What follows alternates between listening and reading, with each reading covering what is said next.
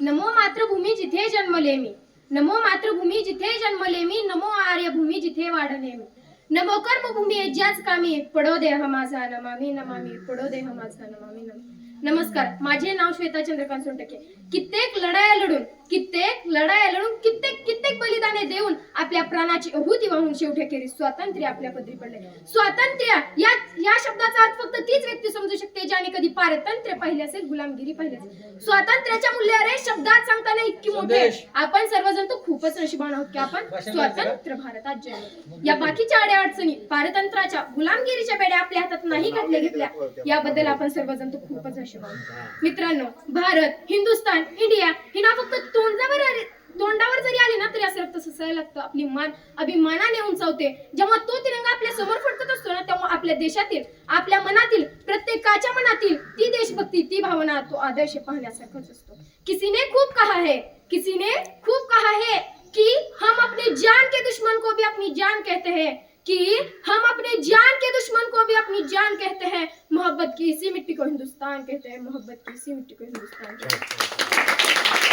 जो दुनिया में दिखाई दे उसे कहते हैं खामोशी, जो आंखों में दिखाई दे उसे कहते हैं तूफान, जो आंखों में दिखाई दे उसे कहते हैं तूफान. और ऐसा एक ही देश है जहां पर मेहमानों को भी भगवान कहते हैं, कि जहां पर मेहमानों को भी भगवान कहते हैं. आपल्या भारताला ना सोने चिडिया म्हटलं तर का बरं? कारण आपल्या देशासारखं समृद्ध, शेतीप्रधान, कृषीप्रधान देश दुसरा कोणता त्या काळी तरी नव्हता हो. म्हणून कदाचित इंग्रजांना भारतातून पावलं बाहेर टाकताना खूप त्रास झाला असावा. 1857 ला चालू झालेला संग्राम, स्वातंत्र्य संग्राम, स्वातंत्र्य यज्ञ शेवटी 15 ऑगस्ट 1947 रोजी शांत झाला. आजही ती हवी तशी प्रगती, आज होता हवा तसा स्वप्नातला भारत, ते स्वराज्य दिसत नाही. पूर्वी ना इनामापेक्षा इमान हा शब्द भारतीयांसाठी खूप महत्वाचा असायचा, पण आता भ्रष्टाचाराशी मैत्री करून इमानदारी विसरून गेल्या. या भारताच्या सूर्याला आता गुन्हेगारीचं ग्रहण लागले. पूर्वी पैसा रुपया माहित होता, पण आता ना काळा पैसा माहित झालाय.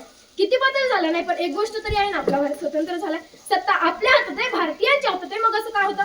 52 सेकंद कोणी राष्ट्रगीत म्हणले नाही, कोणी राष्ट्रभक्त होत नाही ना. फक्त 15 ऑगस्ट 26 जानेवारीला वंदे मातरम म्हणल्यांना कोणी राष्ट्रभक्त होत नाही. राष्ट्रभक्त होतो तो राष्ट्रभयान्वयीच्या भावनेने, राष्ट्रभक्त होतो तो देशाच्या केलेल्या प्रत्येक प्रयत्नाने.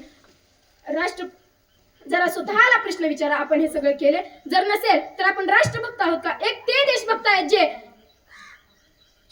आपल्या सगळ्यांसोबत उपस्थित आपले शिक्षक वर्ग हे देशभक्त आहेत. मग विद्यार्थी मित्रांनो, यामध्ये आपला उल्लेख का बरं होत नाही? आपण कुठे कमी पडतोय? देशाचा देशभक्त म्हणून आपण टेटस लावतच असतो ना. मग मनातही देशभक्ती उजवा, मग मनातही देशभक्ती फुलवा. कारण ज्या दिवशी या देशाची मुवा पिढी सुसज्ज होईल, शून्य होईल, त्याच दिवशी खऱ्या अर्थाने आपलं भारत स्वतंत्र होईल. कारण त्याच दिवशी खऱ्या अर्थाने आपलं भारत स्वतंत्र होईल.